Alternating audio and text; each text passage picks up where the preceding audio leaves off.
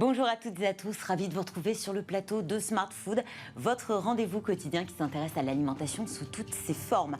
La guerre en Ukraine a des répercussions bien au-delà de ses frontières, à commencer par le marché des matières premières agricoles, avec une flambée des prix inédite, et cela n'est pas sans conséquences sur les femmes et les hommes du monde agricole, sur l'agriculture française qui fait déjà face à de nombreux défis. Bonjour Henri Biespéré. Bonjour. Vous êtes vice-président de la FNSEA, la Fédération nationale des syndicats d'exploitants agricoles. C'est le premier syndicat agricole français. Mais vous êtes aussi et avant tout agriculteur. À Montané, dans les Pyrénées-Atlantiques, où vous exploitez près de 120 hectares composés de céréales. Vous avez aussi des prairies fourragères et puis un cheptel de 50 vaches laitières. On s'intéresse aujourd'hui à la guerre en Ukraine. Dans quelle mesure les agriculteurs français sont-ils impactés par ce conflit ? Ils sont impactés essentiellement par les répercussions indirectes qu'a cette guerre sur les marchés mondiaux. Donc on sait que l'Ukraine plus la Russie, pour les céréales, c'était 1/3 du grenier à blé du monde. Donc elles alimentaient beaucoup de régions du monde. Il y a un grand nombre de pays, en particulier dans le Maghreb et en Afrique de l'Ouest, qui étaient très dépendants de l'achat de grains en Ukraine. Aujourd'hui, l'Ukraine ne pouvant plus livrer, il y a une forte demande sur les autres lieux où il y a des stocks de céréales, en particulier l'Union européenne, et donc on assiste à une flambée des prix des matières premières. Et ces matières premières, il se trouve que pour nous, agriculteurs français, elles servent à nourrir des animaux, donc forcément une augmentation des prix des aliments et par conséquent une augmentation des charges. On sait effectivement, voilà, le conflit pèse sur les prix. Au-delà des prix, est-ce qu'il y a des pénuries qui sont à craindre dans les semaines, mois, peut-être années à venir ? Alors pour le consommateur français, même européen, fort heureusement, nous sommes dans une zone qui est aussi productrice agricole et exportateur mondial.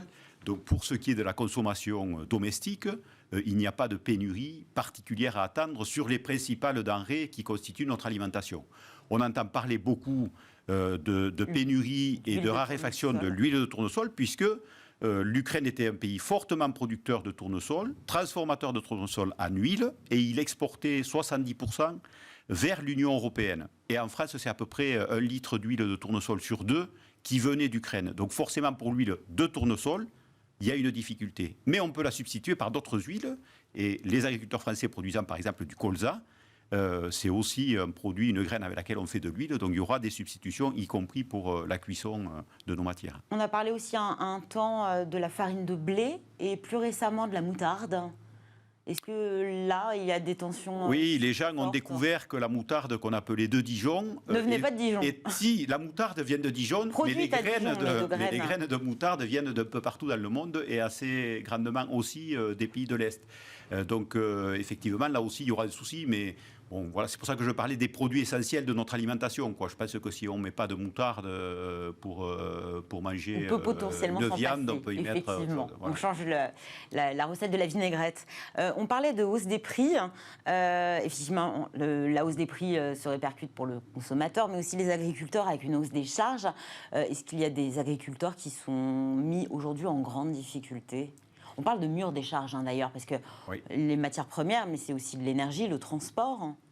Alors, les agriculteurs sont dans une difficulté qu'on va dire de trésorerie, puisque tout de suite, ils doivent acheter des aliments pour nourrir leurs animaux, ils doivent acheter du carburant pour faire tourner leurs tracteurs. On est en train de semer le maïs, le tournesol, le soja, donc qui sont des denrées importantes pour la future récolte, donc ce n'est pas pour consommer tout de suite. Donc, ils doivent débourser aujourd'hui avec des prix à la hausse. Le sujet est de savoir de quelle manière, vous dites que ça va être répercuté aux consommateurs, on attend de voir. C'est-à-dire que la logique voudrait que, effectivement, ça soit répercuté vers l'aval jusqu'à la bourse du consommateur. Et à un moment, on va se poser la question de l'achat par le consommateur. Mais pour nous, agriculteurs, pour l'instant, il faut débourser de l'argent qu'on n'a pas forcément dans les trésoreries d'exploitation, d'où les mesures d'accompagnement de la trésorerie. Et ensuite, si ça se répercute dans les prix de vente de nos produits, tout ira bien à la fin de l'année. Si on n'arrive pas à tout répercuter avec la pression de la distribution, avec tout ce qu'on entend, là, il y aura des difficultés, du coup, de revenus des agriculteurs qu'on constatera plutôt à la fin de l'année. Il y a ces dernières négociations commerciales qui se sont achevées début mars, qui sont rouvertes en raison du contexte. En tout cas, les dernières qui se sont déroulées sous la loi Egalim 2, qui vise à protéger les matières premières agricoles. Quel regard vous portez sur ces négociations? Est-ce que ça allait dans le sens que vous espériez, c'est-à-dire une meilleure rémunération des agriculteurs? Alors, le sens est le bon. C'est-à-dire qu'on a fait des progrès par rapport aux négociations précédentes. On n'a pas été jusqu'au bout de l'objectif. C'est-à-dire que dans tous les produits, on n'a pas réussi à répercuter la totalité de l'augmentation du prix des matières premières. Les négociations, comme vous l'avez très bien précisé, se sont terminées au 1er mars. Avant la guerre en Ukraine, avant la flambée des prix. Donc on n'a même pas répercuté toutes les hausses de l'an dernier, puisque je rappelle que les hausses avaient déjà commencé. Il y avait une tension importante sur le marché de l'énergie et des céréales. On n'avait pas tout répercuté. Et 3 semaines après, on a vu de nouveau des coûts flamber. Donc vous dites que les négociations sont réouvertes. Malheureusement, elles ne sont pas réouvertes partout. C'est-à-dire qu'il y a des distributeurs qui font de la résistance. Et aujourd'hui, ils continuent de faire ce qui s'était passé dans les années précédentes, c'est-à-dire de mettre sous pression le producteur en lui disant on ne peut pas prendre en compte vos coûts de production. Voilà. Donc le challenge est encore de réouvrir partout les négociations et de prendre en compte, comme la loi le prévoit, la totalité de l'augmentation des coûts de production pour les répercuter à l'aval. À l'aval, le consommateur. D'ailleurs, les consommateurs doivent-ils soutenir les agriculteurs en payant plus cher ? C'était la logique qui nous était promise par la loi Egalim, c'est-à-dire on a dit aux agriculteurs français faites de la qualité, faites des signes officiels de qualité, et les consommateurs produisez mieux, et bien sûr que nous, consommateurs, on paiera. Ce qu'on constate aujourd'hui dans les rayons de la grande distribution, c'est que le consommateur se détourne des produits bio, se détourne des produits sous label pour acheter le bas de gamme, pour acheter les marques distributeurs, pour acheter le moins cher. C'est de nouveau le prix qui redevient le critère. Et malheureusement, je le dis quand même, dans notre pays, malgré tout ce que la FNSEA a pu alerter en disant « attention, augmentation de la qualité égale augmentation des prix », un certain nombre de consommateurs n'auront pas les moyens de suivre. Donc continuons de garder en France quand même des outils de production pour faire de l'entrée de gamme. On sait le faire avec des bas coûts. Alors forcément, c'est un peu plus intensif. C'est pas ce que souhaite le consommateur dans son acte de citoyen. Par contre, c'est ce qu'il veut dans son assiette parce que il fait face aussi à d'autres augmentations. Donc, on a désarmé en France, par exemple sur le poulet, et tout ce qu'on appelait le poulet d'entrée de gamme, qui souvent se retrouvait dans la distribution collective. On a démonté les poulaillers parce qu'on a dit on ne veut plus de poulets enfermés en France. Ils ont été construits en Pologne. Et du coup, c'est la Pologne qui nous envoie ces poulets-là. On a désarmé. Parce qu'on finit par les consommer quand même. Hein. Et les Polonais, qui se servaient en céréales chez leurs voisins ukrainiens et qui aujourd'hui ont des difficultés pour s'approvisionner, donc là aussi, à un moment, il va se trouver une raréfaction sur un certain nombre de... Il n'y aura pas de pénurie, il y aura une raréfaction. Donc il est temps de réarmer la production française, l'industrie française, pour produire pour l'ensemble des consommateurs. On sait le faire. Il y a effectivement cette question du pouvoir d'achat, mais est-ce que vous pensez que les Français ont un peu perdu la notion de valeur de l'alimentation ? Je pense que la politique de toutes ces dernières années qui a fait de la promotion l'acte particulier d'achat du consommateur français, et du reste dans les autres pays européens, on ne constate pas la même chose. On ne constate pas la même chose. Ici en France, le consommateur attend le produit offert pour 2 achetés, la promotion de telle période où on en donne un pour 2, etc. Donc son guide, c'est où est la promo. Et donc, il rentre dans le magasin, il regarde les promos, il achète ce qui est en promo et il passe à côté du reste. Donc ça a guidé l'acte d'achat du consommateur. Aujourd'hui, bien sûr, nous, on appelle le consommateur et c'est lui qui guidera la production. On nous dit, les agriculteurs, vous faites du productivisme. Non, nous, on produit ce que le consommateur achète parce qu'il dit vouloir, dans les émissions de télé ou dans les panels de consommateurs, ce qu'il achète dans le supermarché. Et ce qu'il achète, on essaiera, nous, toujours de le lui fournir.